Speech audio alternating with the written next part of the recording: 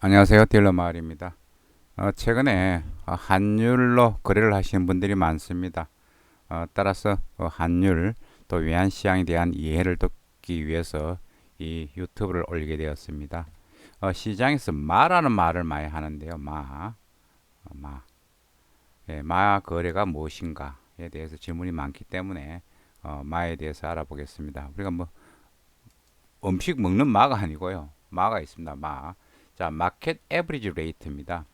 외환시장에서의 외환 수급 소요와 공급에 따른 환율이 결정되는 제도를 이야기하거든요. 결정적인 제도를 이야기하는데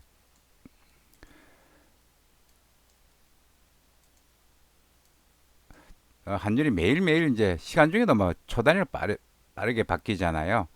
달러 현물 시장, 현물 시장은 현물 시장이라고도 이야기하고 그다음에 스팟이라고도 이야기하죠. 스팟.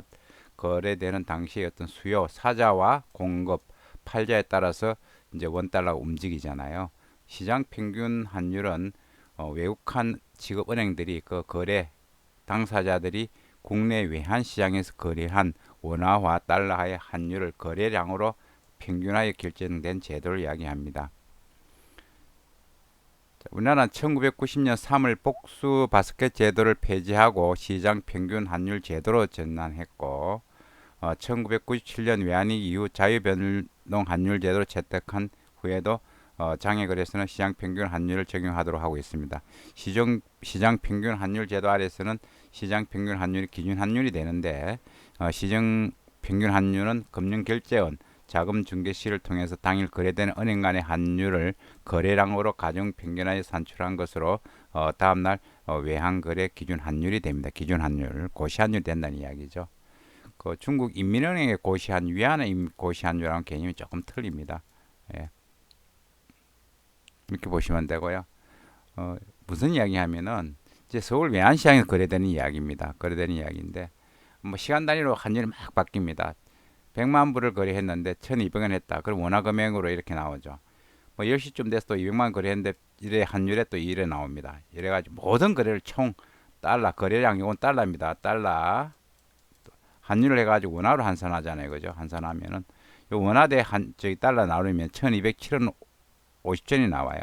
요 거래 환율만 하면 1203원인데 평균 환율은 틀리죠. 이 시장 이게 마가격입니다. 마가격. 장 끝나고 나타납니다. 장 끝나고 나타납니다.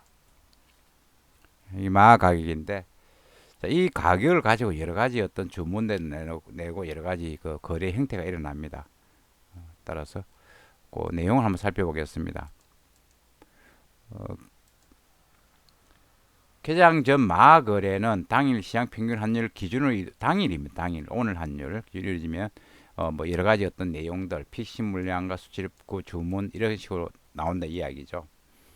자 마를 갖다가 파로 내는 경우 있고 마시 그 오늘 아침에 9시잖아요. 9시에 주문을 이제 수출업체들이 이제 뭐 은행에 뱅크에 주문을 냅니다. 오늘 수출 물량 1억 불을 갖다가 평균 환율에 팔아달라 이렇게 주문 내는 경우가 있고 이 평균 환율보다 10원 싸게 팔아달라 환율이 이제 빠질 걸 예상하면 그렇게 될 수가 있죠. 그러면 뭐 환율이 올라갈 걸 예상하면 가격보다가 플러스 10전 더 해가지고 팔아달라 이런 식으로 주문을 냅니다. 이제 은행은 이 주문을 받아가지고 자기가 뭐 이 거래를 했잖아요. 그러면은 은행 쪽에서는 뱅크 쪽에서는 가격보다 싸게 사면 이익이죠. 가격보다 싸게 사면 이익이죠. 이익이 됩니다. 그런데 가격보다 비싼 가격에서 이 구간에서 사면은 손실이죠. 이런 거래가 일어납니다. 자, 거래는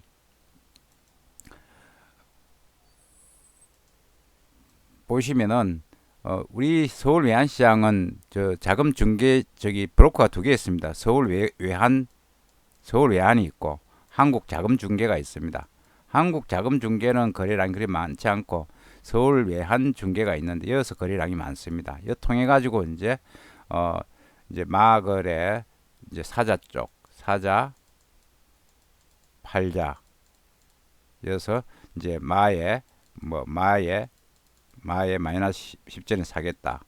팔자 그러면은 팔겠다. 이 거래가 이 브로커를 통해서 성사가 되죠. 이런 마거래. 따라서 그 외환시장 관련 뉴스를 볼 때 이런 마거래에 대한 이야기가 많이 나옵니다. 예. 그래서 어떤 증권 회사들은 이걸 가지고 거래도 할 수 있겠죠. 자기가 어 만약에 100만 불을 갖다가 마 마이너스 10에 팔아놨습니다. 팔았죠, 그죠? 이제 어떤 투자자 A가 팔아놨으면은 10에 팔아놨으면은 이 사람은 마이너스 10전 밑에 사놓으면 이익이겠죠. 먼저 팔아놨기 때문에 요런 차익 거래, 재정 거래도 가능하다 이야기죠. 무슨 말씀인가 알겠죠? 따라서 시장에 거래량이 많지 않을 때는 이런 식으로 재정 거래를 하는 경우도 많습니다.